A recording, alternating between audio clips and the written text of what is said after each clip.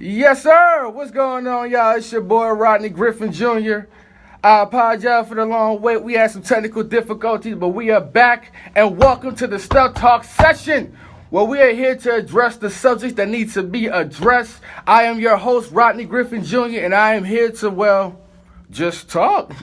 I apologize for the inconvenience of me and my absence the past couple weeks. I came through in the clutch. We had a little bit of situation as far as weathering the first week, and last week I was just sick. Let's be honest, I was sick. But the player is back and in full effect. I came straight from class to spaz on my podcast. We are here now. We are here to put on the show. I'm back to give y'all some more content. Thank you with my fellow help. We are here to make sure you guys get the greatest thing y'all get ever.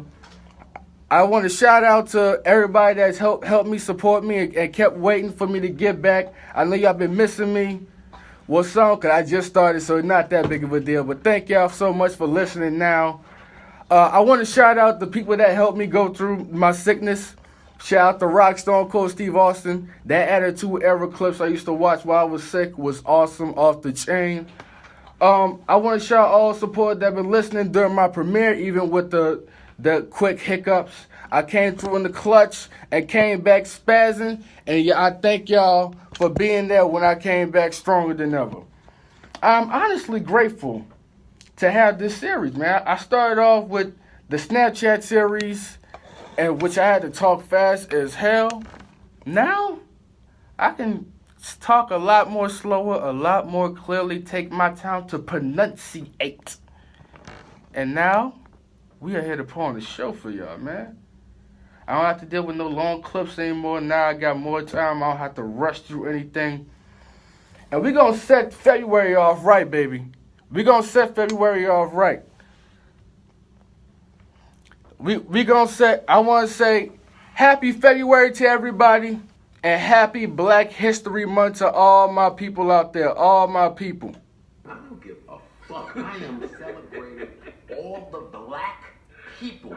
Facts. All right, since we got the intro out the way, let's start on our first subject, man. I'm gonna be real. The first subject, we're gonna start off with the State of Union address. Honestly, I wasn't gonna entertain it, mostly because I'm not really that big on politics. But my auntie Jackie came to me Tuesday and said, Rodney,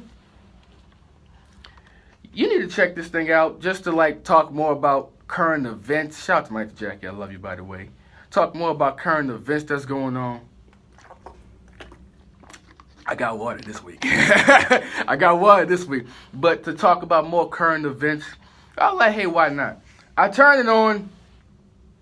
I couldn't even last 5-10 minutes. I'm not going to front. I'm not going to lie to you. I tried so hard for three reasons. One, I got tired of seeing Trump on a daily basis by accident on my TV screen and on my phone. It's not my fault. I'm sorry, y'all. Two, politics just isn't for me. With the coding that they do to extra stuff to go or beat around the bush, I can't deal with it. And three, which I didn't know was that big of a deal until Charlemagne pointed it out, the large amount of ovations and clapping that there were. It was ridiculous, man. I promise you. I thought I was the only one that noticed this. Until Charlemagne pointed out Dunky today.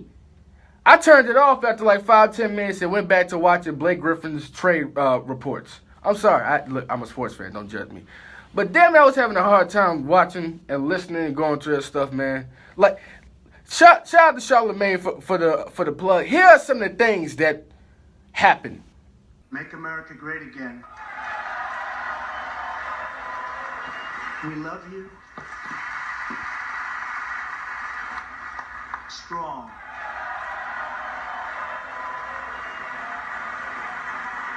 America. I didn't know they was clapping that much and it was that bad until Charlemagne did. I only saw 5, barely 10 minutes. I didn't see, according to him, 2 hours. I didn't see the whole 2 hours. I didn't bother. The haves and the have-nots was on that night. Don't judge me. But that was ridiculous. Good God Almighty. Like, they was clapping for anything and everything. I seen, it's okay to clap for tribute to someone. It was someone who was a native that he was showing love to, and they was getting it was a long clap too. But good Lord, bro, that many times? Over 115 standing ovations? It's like they were clapping for everything. Oh, God, what a great call from Trump. Oh, good God. Good God. Hey, oh, what a great point. Oh, he should be a model. Hopefully he'll get a new toupee. Oh, God. Like, it was, I couldn't do it. I'm sorry, y'all. I'm sorry. I'm not, if y'all think I'm gonna talk about politics on this show every week, I apologize. You are sadly mistaken. I think not. Shout out to Incredibles 2 coming on this June the 15th. I'm messing up the dates, and it's on my birthday, June 15th. Watch out. But yeah, since we kind of on the politic area, let's move on to what was kind of in the talks from this past weekend. Jay-Z's interview with CNN journalist Van Jones. Now I want to shout out Van Jones. I wish I had auto-tune for to giving him a Michael Jackson nope and a round of applause, because he did great. First of all, shout out to Van. He's definitely not one of those political robots that I'm used to seeing on TV all the time. He's actually a real person that knows the in and outs of the political world and address things that needs to be addressed. So shout out to you, Van. Keep doing what you're doing. It was also funny how he was introing Jay-Z too, man. That boy said, what he said? He said, Jay-Z won over 21 Grammys. The man got a house made out of Grammys. I was laughing. It was kind of funny to me. That was dope. It was dope. But I watched the whole interview. It was 36 minutes long. The interview was great. I enjoyed it. He was talking about things involving life, the storyline, a little bit of 444, Colin Kaepernick, stuff like that. But the main part that caught everybody's attention was when he brought up when Van Jones talked about Donald Trump, and he brought the superbug thing. What's good, y'all? I apologize for the cutoff. I needed my phone at that moment to talk about the response Jay-Z got from that superbug comment. Unfortunately, I can't let it really redo it, especially since I'm using my phone right now to record myself. But Van Jones also said something that opened my eyes to something about honesty in politics that it needs. And this is basically what he says. Enjoy the rest of the episode. For so long, hip-hop was this sort of, pose of boasting and accusing. I'm great, you suck.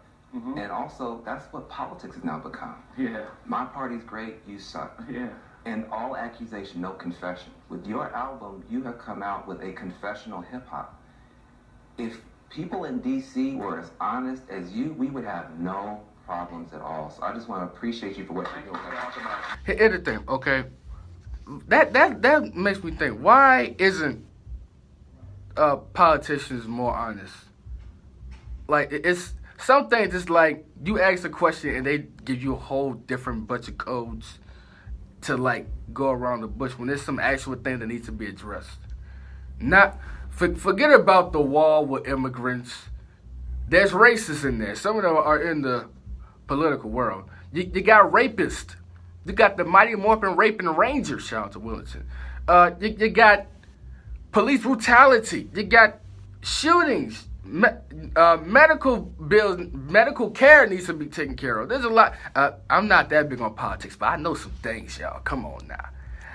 Your boy Rodney know a few things. Just say. But at the end of the day, man, there's more things that needs to be addressed, and I salute Van Jones for, like, he's one of the people that actually does that. This is not my first time actually seeing him.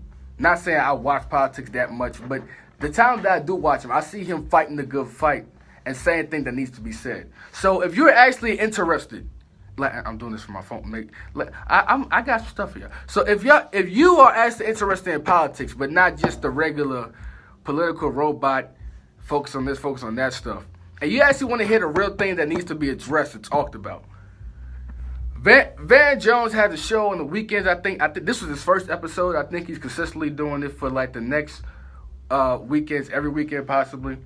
Check that out if you're interested. I recommend this show for you, and we're gonna keep it going.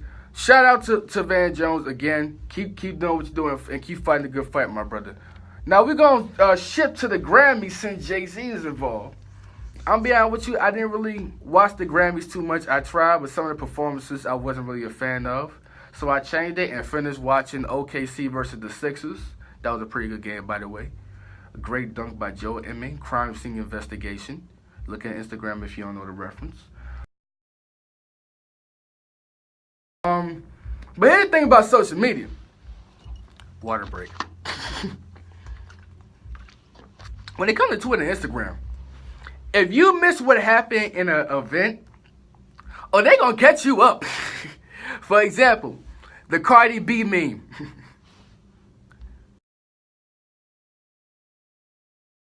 That's hilarious. But it was for like some people I can grasp. We had a lot of great nominees. We had Jay-Z with some nominees for 444, SZA.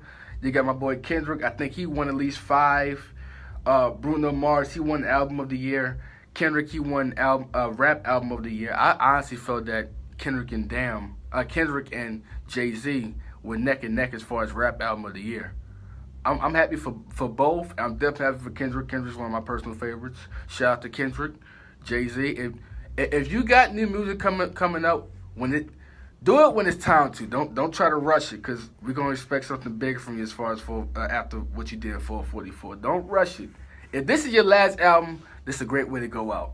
If not, do it when you feel you need to have more to say. That's the best I can say. But staying on Kendrick, both Kendrick and Bruno, they had great performances. Bruno performed Finessed. Kendrick, he performed XXX from his damn album when he talks about America. It's funny. It's dope that like almost every Grammy performance Kendrick has done since probably my sophomore year, maybe, he's done more of like used them for messages. Which brings me to Dave Chappelle. Reminds me, that boy Dave Chappelle popped in perfectly with someone. Might look like he's singing and dancing, but that boy's taking enormous chances. Rumble, young man, rumble. Shout out to Dave Chappelle. Good to see you again working, man. And it was dope to see. Hopefully in the next upcoming albums, that maybe for Kendrick, you might do a skit with him or something like Kanye did with Bernie Mac and D-Ray. But that's just a suggestion. Just a suggestion. I ain't nobody. This is only my second episode. Y'all don't know me at all. But yeah, and also he also performed King's Dead, I think it was. King's Dead from the upcoming Black Panther album. That will be dropping on February the 9th. I just found out through Twitter yesterday. I'm excited for that. And February the 16th, that's the whole Black Panther album dropping, period. I can't wait for that. And I hope you guys